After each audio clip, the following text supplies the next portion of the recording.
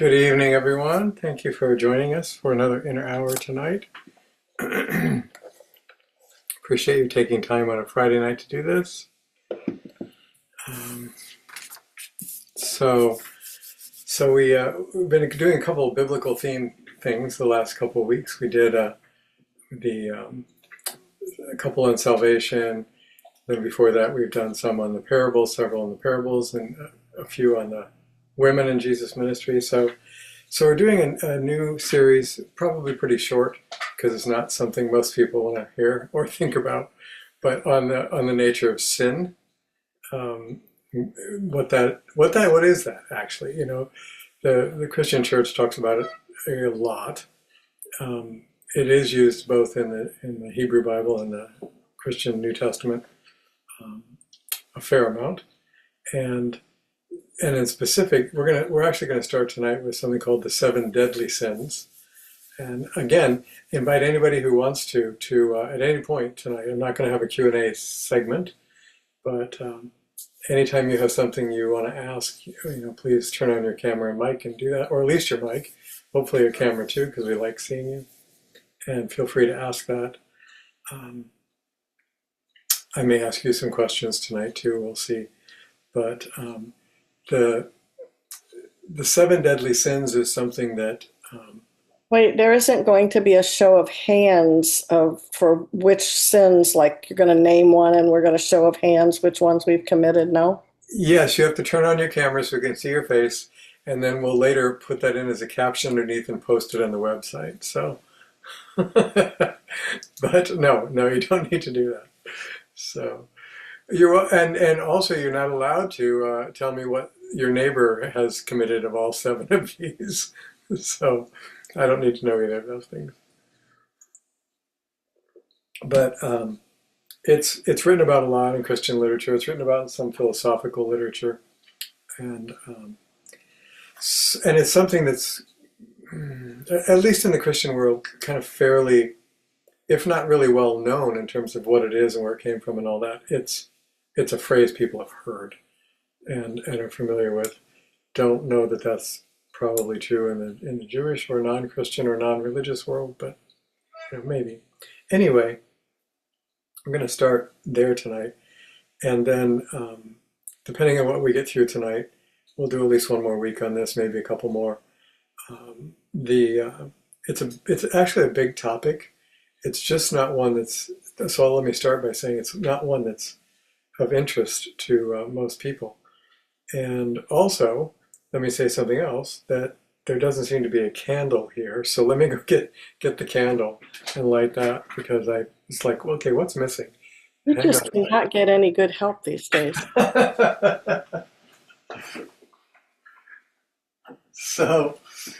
So we take a moment just to do what I always do, which is light the candle here, which is why I felt like I was missing something.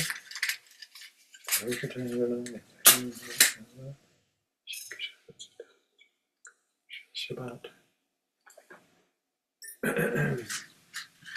So happy inner hour and Shabbat Shalom to those of you practicing Shabbat.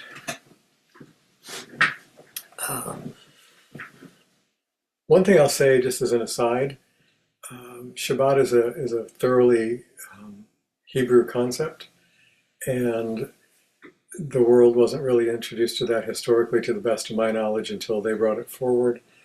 And there's a kind of a general attitude among probably many Jews, and certainly many non-religious people, that if they hear the idea about Shabbat, they think that was something given to the Jews, that Shabbat was for the Jews. Shabbat wasn't just for the Jews. Shabbat was given prior to Judaism ever existing. Shabbat was given prior to Abraham, for that matter, right in the very beginning in the creation story. It's for everybody. It's for all of humanity. It's an important teaching for mankind. Jews are now the keepers of it, if you will, but it was not ever given exclusively to them or intended exclusively for them. That's another story. But many of the things that we consider exclusively Jewish, some of them are, but many of them were actually for humanity. Anyway, so let's go on into the so-called seven deadly sins. And so to start with, why seven deadly sins as opposed to just seven sins? So where this came from, let's start with that. The seven deadly sins is not something Yeshua ever taught or talked about ever. The seven deadly sins is not something that appears as such in the Hebrew Bible as a list or these are the things that are, don't ever do these, they'll cut you off from God. It's actually not biblically based. It is not said anywhere in the Bible, to the very best of my knowledge, either giving a list of these or saying that these particular sins, the idea of the deadly sins was that there were sins that were transgressions against God's law or God's will, depending on how you looked at it, but that there were certain sins that were deadly to your soul and that they cut you off from God. So first of all, as I hope you know by now, from my perspective, being realistically actually cut off from God is not something that can happen because we'd have no being outside of or disconnected from God. But we certainly can, in our consciousness, feel estranged from and cut off and distanced from God.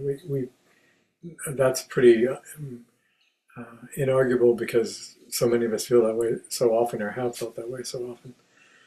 So where did this come from? It didn't originate actually until around 200 AD. It was a man named Tertullian, who was a Catholic priest and philosopher. And this is a Catholic Church teaching, not a biblically based teaching that we find throughout the Bible. It's expressly a Catholic Church teaching. And many outside the Catholic churches have kind of adopted the ideas of it as well, but that's where it came from. And in the Catholic Church, there are actions that are considered to be deadly or unforgivable in the sense that if you do these, they cut you off from God. That's that period. And you can't come back from them. Now there is, and we'll get to that later in this series, there is something in the Bible that is called the unforgivable sin, which is from which, and this won't sound right probably to some of you, but literally in the Bible, there is something that is mentioned that says it is an unforgivable sin and irredeemable. But we're not going to get to that one tonight. We'll get to that one though before we finish the series. So the seven deadly sins, we'll talk there for a minute. I'm going to give you a list of them, and then we'll talk about each of them a little bit, and also the nature of sin itself and how that was understood in the Bible, even though this is really a Catholic church teaching. But so the seven, and traditionally, these are the way they're named. Sometimes because at the time, he was writing in Latin, and so these are translations again into English, and sometimes you might find a slightly different English word to describe this, but it would be the same essence or meaning. So the first sin is pride. The second is greed. The third is wrath, as in anger, intense anger. The fourth is envy. That might be biblically actually called covetousness or coveting. The fifth is lust. The sixth is gluttony. And the seventh is sloth. Not those cute little adorable creatures, I think are adorable. They move like super slow. But the idea of chronic laziness, shall we say, a lack of diligence and care and activity. So those are the so-called the seven deadly sins. Since those days, different Christian leaders and theologians, and sometimes I don't know that Jews really dealt with these as such. So if there's that part in Judaism, I'm not aware of it. But Christian writers and leaders have come up with kind of the other side of that coin, this being the negative side, the positive, or what would be the opposite of these traits? What would be the opposite of pride? What would be the opposite of greed, and so on? And again, that list varies slightly in terms of the noun used, but the connotation of it is pretty much the same. So with pride, the typical opposite of that would be considered humility. Greed is usually considered charity, is the opposite quality. Sometimes, and I think maybe better for us now, because we in this culture sort of tend to think of charity not in the original meaning of the word, but in terms of giving to charitable causes or nonprofits or something like that. So another alternative for that is generosity. It would be an opposite of greed. Wrath, the opposite of that, is usually considered to be patience. The opposite of envy, usually considered to be gratitude for what you have. The opposite of lust is, in the church teachings, chastity. That's, if we think of that as perpetual virginity, as opposed to some kind of purity or pure motives, if we think of it in that restricted sense of having to do with virginity, then it'd be very hard to apply that to anybody, I think, today. Any adult, anyway. But chastity also at various times meant a purity of intent or purity of heart, or an adherence to purity laws, like in Judaism and in Christianity, to those. More commonly now, among people who talk about these things, the opposite of that is considered actual love, genuine love, versus lusting after someone versus loving someone. The opposite of gluttony is usually considered temperance. The opposite of sloth, usually considered diligence. So you can see that you could maybe substitute slightly different things, but these ideas are pretty much the same. So before I go into those and why they're considered important, and why we should even spend any time thinking about those these days, which we will get to, I want to back up a bit. And so we're using this word sin, which is used in throughout the Hebrew Bible and a lot in the Christian Bible. So I want to go back for a moment, because neither of those, neither the Hebrew Bible nor any part of the Christian Bible ever was conceived or written in English language. That came way later. So the New Testament, as we have it now, is written in Greek. The earliest documents we have of the 27 books that comprise the New Testament, the earliest historical documents we have of those are all in Greek. Now there are some exceptions now. Since archaeological discoveries in the late 40s and 50s and continuing through today, because they continue to make some astonishing discoveries, we now have the Dead Sea Scrolls, we now have letters from some of the key players back in 1st and 2nd century. We have other documents, we have some Roman documents. Some of those are written in Latin, of course. And many of those are written in either Hebrew or Aramaic, the Semitic languages that were native to Israel, still are native to Israel. So we do have actually some documents in Hebrew and Aramaic, and several in Latin. But the New Testament itself, the oldest copies we have are in Greek. We also have some in Coptic, which was an Egyptian language using Greek alphabet. We have some of those as well. So we're looking, when we look at any English version, whether it's of the Hebrew portion of the Bible or the New Testament portion of the Bible, we're not reading original language in English. The New Testament, for example, when you read it in English, pretty much came through this process, pretty much. There's some evidence that even some of the early New Testament writings, like some of the letters, were written in Hebrew because these were Jewish people, and or Aramaic, but that those have been lost. And that since then they were translated into Greek, because by the time of Yeshua, by the time of the Second Temple period, the world commerce language was Greek. Today, the world commerce language is English. If you go to Japan as a business person, you don't have to speak Japanese because they'll speak English. If you go to Germany, you don't have to speak German because they'll speak English. If you go to Spain, and so on. The world trade language today is English everywhere. And the world trade language, and there was world trade back then, was Greek. Not Aramaic, Hebrew, or Latin, but Greek.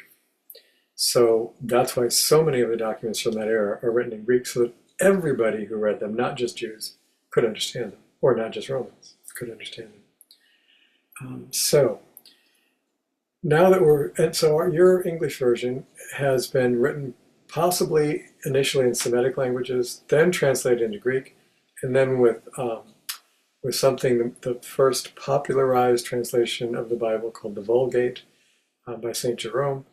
It was translated all into Latin. And then later, from Latin, under King James in England, it was translated into Old English, what's called the King James Version. And that was Old English. So it's gone from probably a Semitic language, certainly the Greek language, to certainly the Latin language, to an Old English language, which most of us wouldn't recognize now if we read it, to various stages to modern English. So we're way down the line. And you know what happens when you translate things. Understandings change, interpretations enter in, even leaving aside some obvious attempts by scribes throughout the centuries to intentionally insert their ideas into it instead of just translating the text. It's problematic. And one of the problems is idioms. It's raining right now, for example, here. And if it were raining really hard, my grandmother would have said, boy, it's raining cats and dogs outside. Now, when she said that, nobody in our family was astonished and ran to the window looking out, expecting to see dogs and cats falling out of the sky. They understood she meant it's raining hard. If you were to say that in China, or France, or Italy, unless they were really familiar with American idioms, they would stare at you like, what? And there are idioms in every language that are known to the people in that culture that are widely unknown to the people in the other culture. So when you translate, you also have this dilemma of, what does that mean? And trying to figure out how that was used, because clearly it couldn't have been used literally. So how was it used? What did it mean? So we face that dilemma. Anyway, so the word sin, that we're trying to understand what biblically is meant by that, originates primarily from a Greek version in the New Testament, and that Greek word, because I don't speak Greek, the Greek word is basically hamartia. That's how it's pronounced, hamartia. It appears multiple times in the New Testament, in the Gospels, when it talks about somebody sinning or sinning against God, or straying into sin, or being delivered from sin, all those things. The Greek word is hamartia. And that word, interestingly enough, as has been said in many other places, is often used in archery. It's not exclusively an archery term, but it basically literally means to miss the mark. So if you're aiming at a target, let's say you're at a shooting range or you're at an archery range and you're aiming at a target and you miss, that's hamartia in Greek. You missed the mark. You missed the target. You missed what you were aiming at. Again, which is an idiom. And it didn't just mean you're shooting an arrow and missing the target. It meant you're missing the point, or you're missing the goal, or you're not achieving your purpose, all of those things, not achieving your purpose, missing the goal, misunderstanding the point, physically missing a target, all of those would have been described by hamartia. And that word is what's translated into English in the New Testament as sin. So if you write a letter to the editor, write a letter to your friend, write a letter to somebody, and in the letter you have an intent, I want to convey this idea, and you fail to do it, you don't convey that idea. Perhaps you convey the opposite, perhaps your letter is just confusing, perhaps nobody knows what you mean, but you fail to convey what you intend. That's sin, literally. That's missing the goal of communicating clearly. If you were to commit murder, which by all accounts, Hebrew Bible, Christian Bible, is a big, big, big no-no, that is definitely also a sin, a moral sin. Not all sins in the strict literal sense need to be moral. But this would be a moral sin. You've completely gone off target. You've completely turned away from God's commandments, from civilized behavior, from most moral codes of most human civilizations. So that's sin in that sense. In Hebrew, there's a word. It comes from the word from chet, which is a letter, but which is the beginning of the word chata, and that's almost always translated as sin in the Hebrew Bible. The first use of what we translate as sin, chata, in the Bible as a noun, being used as a noun, is way back in Genesis. Let me see where it is. It's Genesis 4:7, and it's where it's described. It says in English, sin was crouching at Cain's door. Cain, if you remember, being the brother who ended up killing his brother Abel, first murder in the Bible. That was sin. That's described by this same word. The first use of it as a verb in the way of to sin is in the story where, what's his name? Abimelech, the king, was prevented from sinning against God. It's that same root word, chata. So there are other words in Hebrew, by the way, that are translated into sin in the English Bible. There are a number, and I'm sure Shirley could come up with way more than I could, but one of them, for example, is pesha, which means to trespass or to violate something. So that was a word that's also used if you're trespassing God's laws or trespassing against your neighbor. Pesha was used, and that's also almost always translated as sin in the English versions. This word chata has several meanings. One of them is, oddly enough, like Greek, to miss the mark, and can be used as an archery term also, because it basically means to miss or to go astray, to be off target, to lose your way. So sin is also being lost, going astray from, if you're in the woods trying to find your way through and you take a path that isn't where you want it to go and you get lost in the woods, you've sinned. Again, not a moral sin, but you've sinned literally because you've gone astray from the path. So to go off the path is sin. To go astray is sin. To miss the point is sin. To miss your target is sin. To miss the purpose is sin.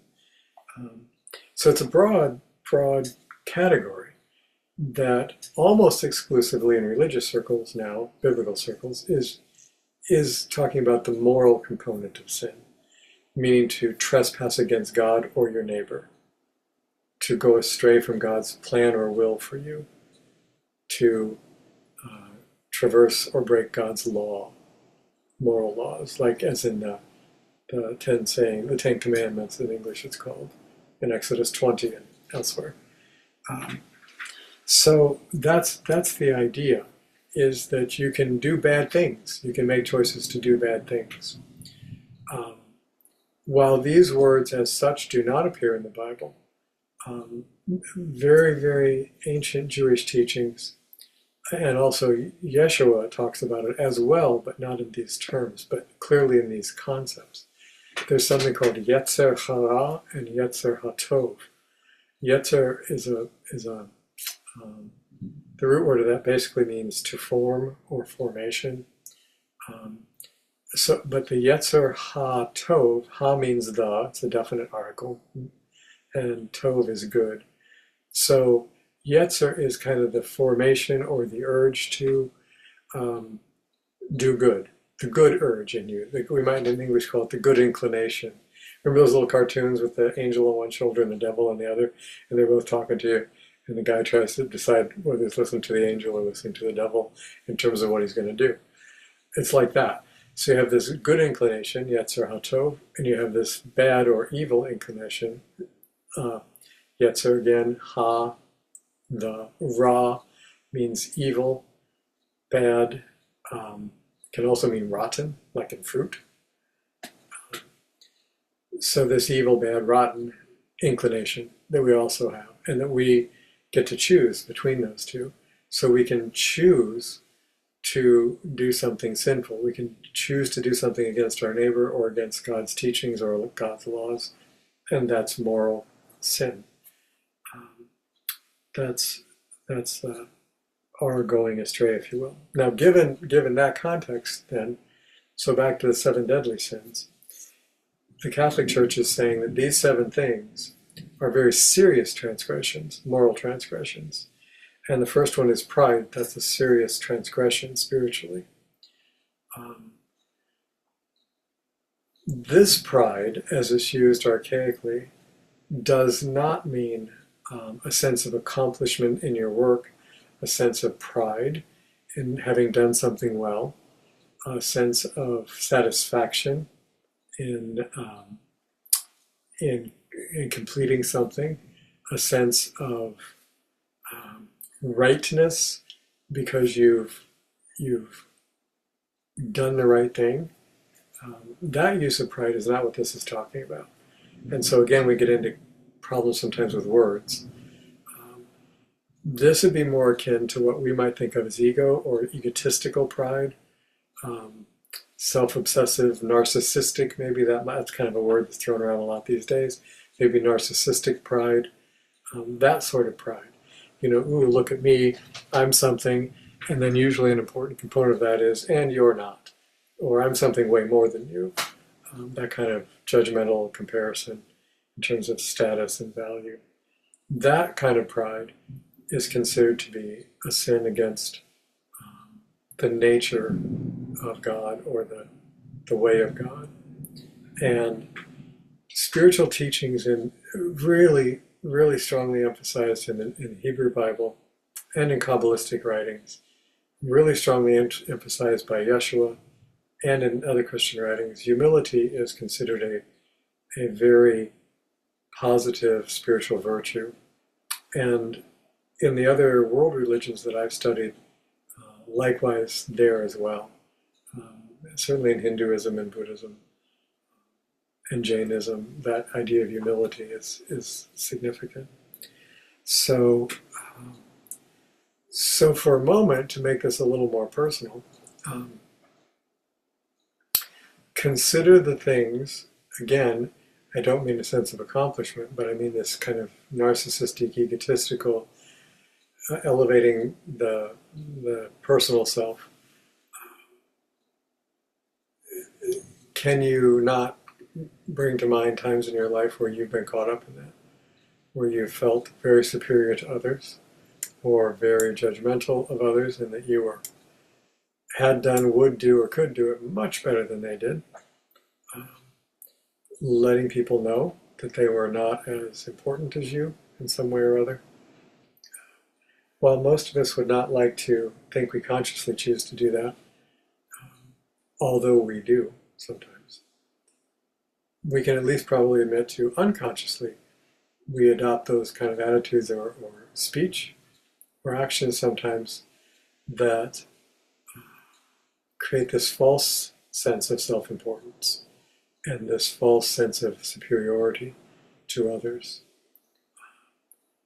And sometimes that's also a defense mechanism, because there's often a sense of control involved with pride. And so when we're afraid of others, or afraid of the world, or afraid of life, or afraid of God, there's a tendency to want to manipulate and take control so that you can hopefully spare yourself from things that would frighten or hurt you. And you think if you're in control, that will happen. My experience has been that oftentimes when I am in control, that is exactly what happens. It's like get scared or hurt. But anyway, you get the idea. So as I go through these, if there are things that speak to you at all in terms of this is a challenge for me. If it's not a challenge for you, you don't have to go looking for it and try to self-flagellation and beat yourself up for things you're not even doing. But just look, and if there are some of these things that you are doing that are you might want to work on improving. The essence of moral sin, from my perspective, not biblically necessarily, although I think it's consistent. From my perspective, the essence of moral sin is something that hurts somebody, including you. If you're doing speech or behavior that hurts somebody else, as a general rule, there are times when you have to hurt somebody to protect a life, for example, from somebody trying to kill them. You more than likely will need to hurt that person to stop them. So there are rare and intense exceptions. But as a general rule,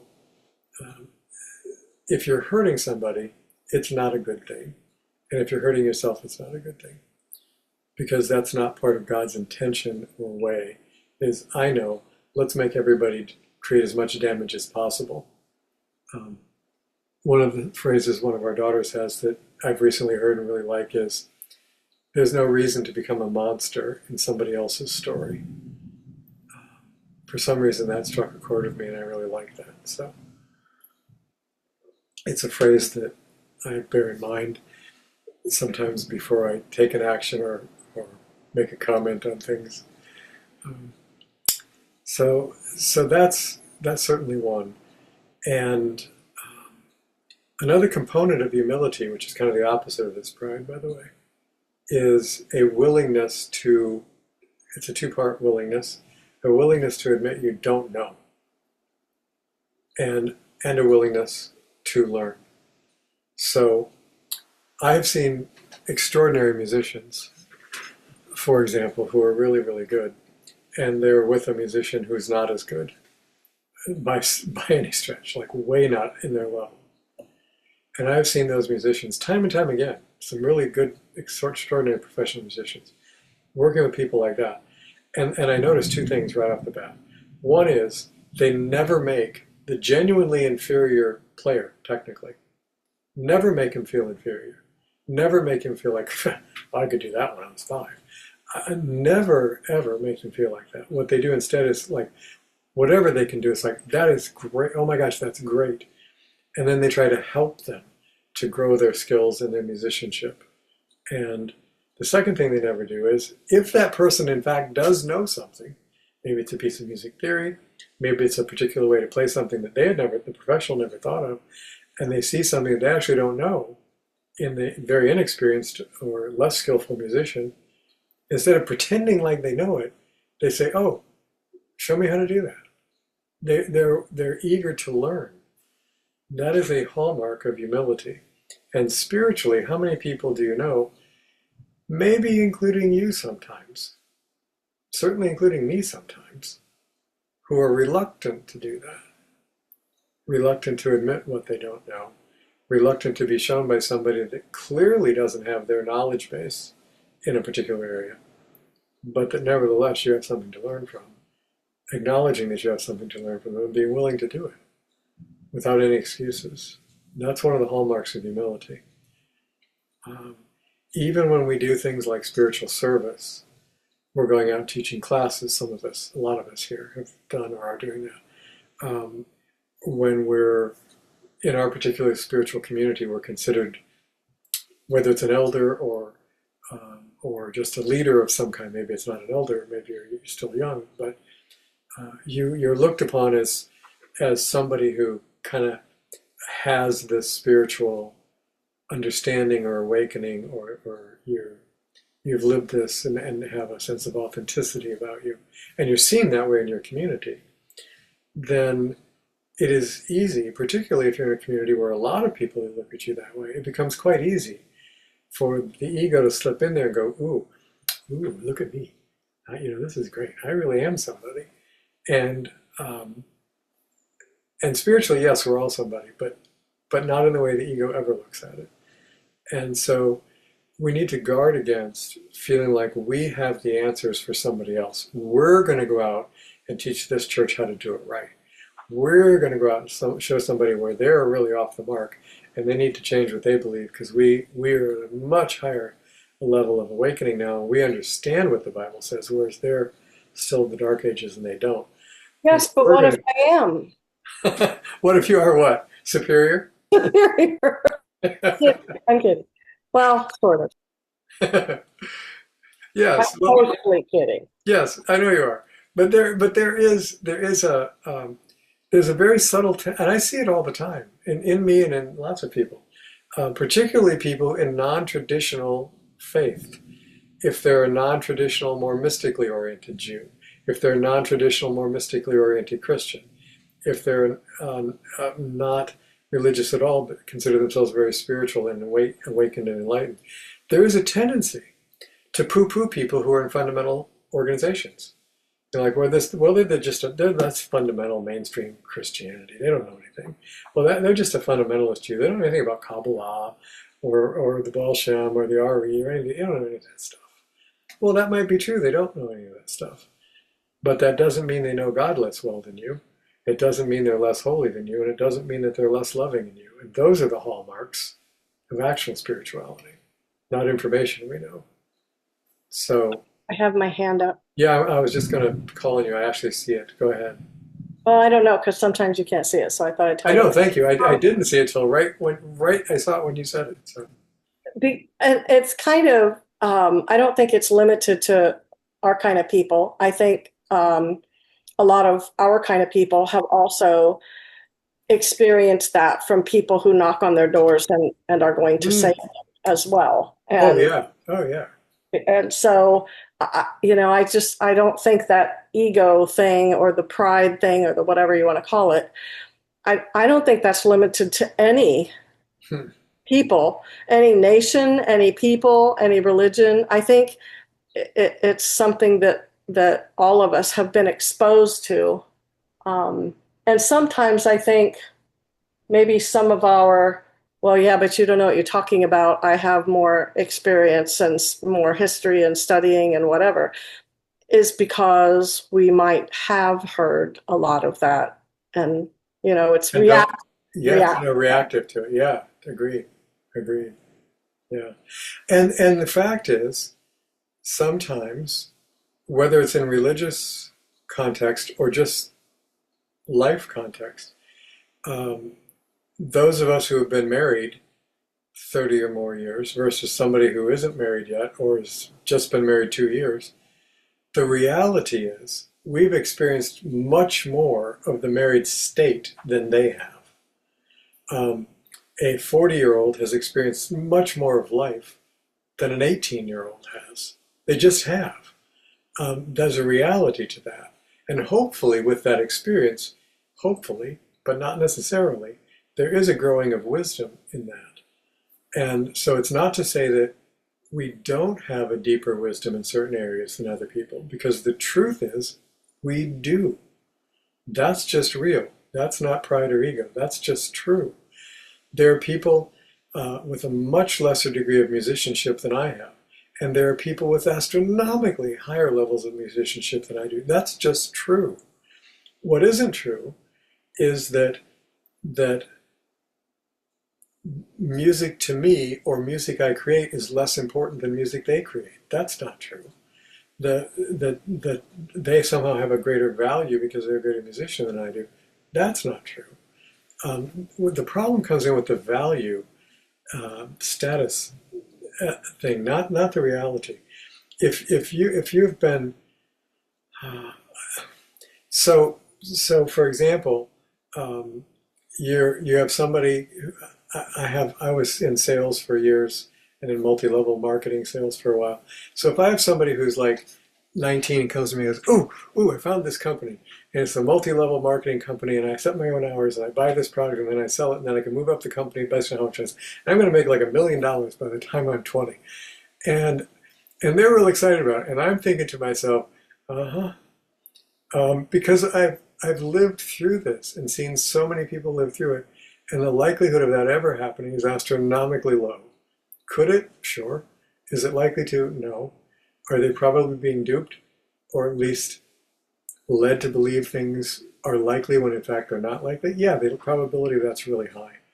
But when we do know things that somebody else doesn't, it's incumbent upon us, who does in fact have a deeper experience or deeper wisdom in a certain area, to try to be a true but gentle sounding board, so that if they want your assistance and direction, you can provide that without trying to manipulate or control them, or without making them feel like you know it all.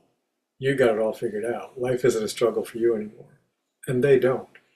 So there are ways to share. What I'm trying to get at here is there are ways to share your wisdom that you genuinely have that are not pride-based. They really aren't. They're compassion-based, or spiritually based, or lovingly based. And that's a very, very different thing. So that's a really good, thank you for bringing that out. I think that's great. Anybody else at this point have something you'd like to share or ask?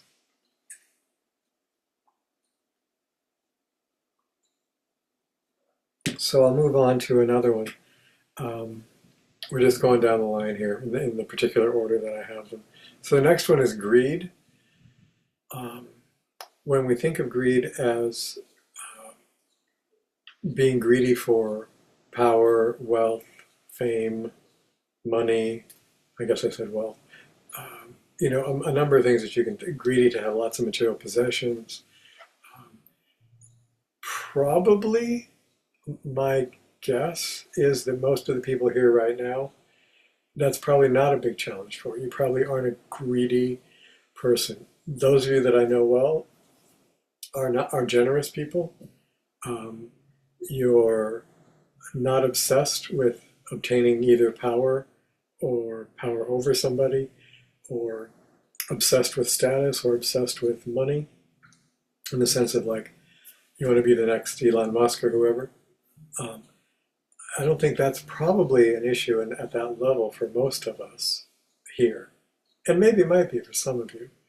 But what I think might be more applicable from the greed to those of us is that we have an intense greed in two senses. One is that and this actually blends into the other one down the list longer, called lust, because most people associate lust with sexuality, but lust can be for many other things, including power, including fame, including status. We can lust after that also. So they kind of blend at certain points, those two. But sometimes we want to be somebody. We have a hunger to, and well, I'm going to say this kind of relates to the lust a little bit more, but you can kind of see some crossover, I hope, there. We have this hunger to be somebody, to be seen, to be heard, which is a human need, first of all. But some of us are neurotically obsessed with that. We have this hunger to be seen as important.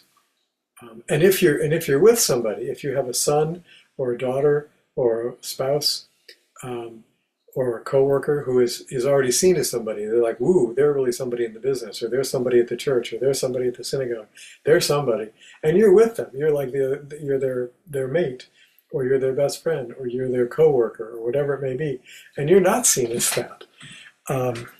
Some of us have this, well, I'm somebody too attitude, and they really hunger to be important, and to try to convince people they're important. Sometimes going to outlandish efforts to try to look, I'm somebody, I'm important too. So that's a more likely kind of lust or greed that some of us may have, to be somebody. And it's so ironic because none of us need to be anybody other than who we are. God made us already, we already are somebody.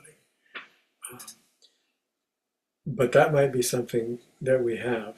And another kind of lust or greed that some of us have that we probably don't think of in those terms is many of us have and some of this is a challenge we have to deal with, some of us not so much. We have this very strong desire to feel secure. We want to be secure in our romantic relationships. We want to be secure in our marriage. We want to be secure in our homes. For those of us in my age group, maybe for those in younger age groups too, because I remember back when I was in my 20s and 30s, I was struggling financially almost all the time. Where's the rent coming from? Do I put gas in the car or buy food this week? Seriously, I was. So there was this strong desire to be financially stable so I didn't have to worry about those things anymore. And now that I am much more financially stable than I was back then, now, with however many years I have left until we die, now the question is what I have enough? I should probably have more. I mean, probably should have more because who knows what we're going to need, and maybe what we have isn't enough to last. And what if that goes away? And this whole kind of human desire for stability and security, which was a survival need, and is a real thing, can be psychologically exaggerated in us to the point that it becomes an obsession again. And spiritually becomes really an impediment because we're always fixated on, oh my God, what if I don't have enough? What if I don't have enough? What if I don't have enough? What if I don't have enough? Not enough money, not enough ability to do what you need to do, not enough stamina to endure what you need to endure physically or health-wise, not enough standing in your community to receive respect, to have people care for you when you can't care for yourself. So there's a lot of anxiety about some of these things, and and fear is not listed on this list, by the way, which is something that I think is huge in our spiritual lives. A huge can become a huge impediment and cause of shutting down and contracting and being stuck. So we'll talk about that later on in different aspects of this sin stuff in this series, but doesn't make this 7 list. So take a look and see if that obsession with security, it can also take the obsession of being afraid of everything, being afraid to go out. There's so much violence everywhere. It's like, oh my God, everything is terrifying. So you stop living your life and try to hide in a hole somewhere. Or you're afraid of, whatever. You all know what I'm talking about because fear is so prevalent these days. So the other one that I'm going to talk about is, and then we'll have to bring it to a close tonight. We'll get to more of these next week and get into other aspects beyond these so-called 7 in the next week or two. And if any of you have any particular aspects of this you'd like me to focus on in the next couple of weeks, email me. I'm always glad to hear ideas. Or for that matter, if you would like a wholly different topic, this is super boring and not helpful, and you have something else you wish I get to, jot me a note on that too. I like to consider ideas of what you'd be interested in. And I may not be able to present what you're interested in, but share it with me, and if I can, I'll try to do it. The other one I want to talk about a bit is the wrath idea or anger idea. And clearly, I think, wrath can be incredibly self-destructive and other destructive. We see that every day in the news around us now, all over the world. This person angry at that person, this person angry at that person, this party angry at that party, this group angry at that group, this nation angry at that nation. And almost always the result we see of that is tremendous suffering and tremendous violence. Severe anger leads to violence. In the New Testament, where Yeshua is talking, and he says, the commandment is thou shalt not commit murder. But I say to you, not that that's wrong, that's clearly true. Don't do that. But what he's saying is, but there's another deeper aspect to that. don't hold anger in your heart, because that will lead to violence, either verbal violence or in some cases physical violence, and in some cases extreme physical violence. So it's very dangerous. That kind of wrath or anger is very, very destructive, especially when we nurture it, harbor it, feed it, let it grow in us. It becomes very, very dangerous and very destructive. On the other hand, the teachings that we can free ourselves from anger and never experience any anger. I won't say that that's false because I don't know enough to say that that's false. But I will say that I've never observed that to be true in any human being I've ever met. Ever. And certainly not in myself. Things arise. We have emotional responses and reactions to things that arise in us. If you do something that makes me mad, the fact that I get mad when something happens, that in itself is not horrible. It's not deadly. It's not dangerous. It's not even bad. It might cause me to see things in a different way or to take some corrective action for myself or in a situation that needs to be taken. So it can be a positive thing. But if I harbor this vitriolic hatred anger, this deep wrath, this deep towards somebody or some party or some group, that is very deadly to us and potentially to others in a literal sense as well. So that's the kind of wrath that's being talked about here. There's also something that the Bible does talk about. It's called righteous anger. And that's very different than these things. In Christian circles, even non-traditional Christian circles, we see Jesus almost always held up as the kind of perfect model. I personally don't have a problem with him being held up as a model at all. He's one of my models. I consider him a great way shower and a great teacher, and I certainly love and honor him. And I think holding him up is something to reach for, to emulate, is wonderful. Holding him up as a perfect model is, I think, problematic because, number one, all of us deep down know we're not perfect, so we can never, ever, ever experience what he experienced in his relationship with God because we're not perfect and he is. And I think the other thing is we have these concepts about perfection, and one of them has to do with anger, that if you're a perfectly spiritual person, you don't get angry. And yet this model that Christians hold up, including mystical Christians, of Jesus being, the exemplar of the spiritual being who never ever got angry. Well, by the biblical record in the New Testament, that's not true. He did.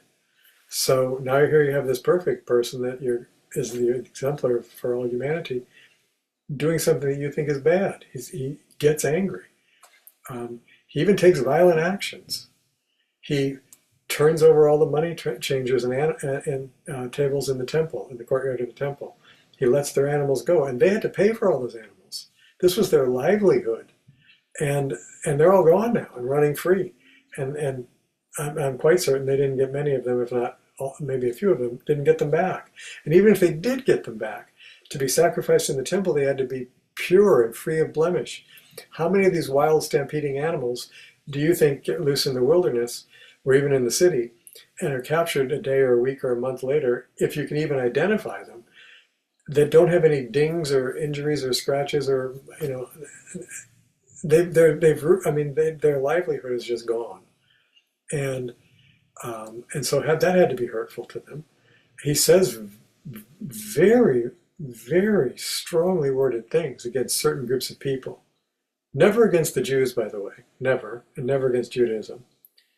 Anytime he criticizes somebody, it's person to person, one-on-one. He's criticizing that person. Or, in some cases, he was criticizing a group. He did often, severely, and with very harsh words, criticize some of the Jewish temple leadership. Not all of them, but some of them, as a group. And his speech was definitely not warm and fuzzy and soft and kind. It absolutely was not. And here he's a model again. And he clearly, I don't know how you could interpret it any other way if you really read the passages, was angry about the money changers and the animal sellers in the temple and the usury rate at which people were getting rich off of poor people trying to exchange the Roman coin, which they were required to carry, for Jewish coin, which is the only one that could be used in the temple to buy the animals for sacrifice. It was a racket, and they were getting rich off it. He was upset. He was clearly upset. So that's something that in the biblical standard would be called righteous anger, that you're doing something against the intent of God and doing something against your fellow human beings. And to feel upset by that is a good thing. And to take action against that, to put a stop to it, is a good thing, as modeled by Yeshua in the New Testament. But that's quite different than this fomenting, seething, vitriolic hatred anger that we carry and feed towards somebody. This was a situational thing that really cried out to be corrected, and nobody had the courage to even address it, let alone correct it, and he did. So it is not a teaching of Yeshua that all anger is terrible. He is talking about fomenting and feeding that violent anger against somebody and holding on to that and having that as a consciousness. That's the wrath that's being talked about here. It's one of the deadly sins. So I'm going to stop here again a minute. Anybody up to this point have anything else you'd like to share before we have oh gosh, we're later than I thought. Sorry. So hold that thought, put it Get to in me in here. an email. Yes, go ahead. And the under the category of things that Yeshua said about groups of people, it brings to me my favorite line of that was he called them vipers and sons of And vipers. sons of vipers, yes. Yes, that's the classic line, you brood of vipers. Yes, yeah. So clearly his speech isn't what we would consider to be kind and compassionate speech at that point. But Let's get into point. Sorry, go ahead, Eunice. But it certainly made the point in the picture. Yeah, it certainly did. And there are times, that's my point, there are times in our life that in our spiritual focus, we're going to be called upon to do some unpleasant, confrontational things like that, but not, the kind of things we're witnessing in the world around us, which are almost exclusively perpetrated against innocents. I mean, if you think about it, most of the people hurt in the terrorist attacks, most of the people hurt in riots, most of the people hurt in uprisings are innocent people, innocent businesses, innocent individuals, often even children, which is very different than like a military action, for example. But that's another story. So we'll get into more of these next week. And please, if you have questions or suggestions, let me know. Let's pause for a moment here and just come back to a space of quiet inside for a minute. Not a meditation, just a moment of coming back to stillness inside.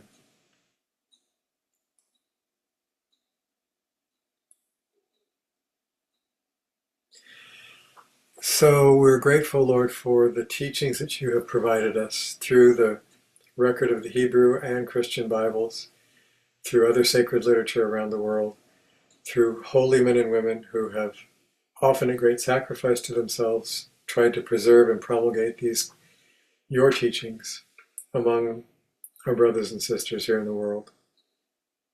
Help us to find the strength and the desire to hold to your way in our personal lives, to be open to your guidance, even in those times where it's difficult for us, and to trust in your providence for us. We ask that you bless each one of us this week with a recognition and awareness of your presence within us and your Spirit moving in our life. And may we do our utmost to be agents of that Spirit in the lives of those we encounter. Thank you for this community of souls gathered here tonight and those with us in spirit. May your blessing abide with us and be shared through us this week. Amen. I would like to say also that there's a birthday season going on. Can you mention happy birthday to our birthday season gals? Yeah, yeah.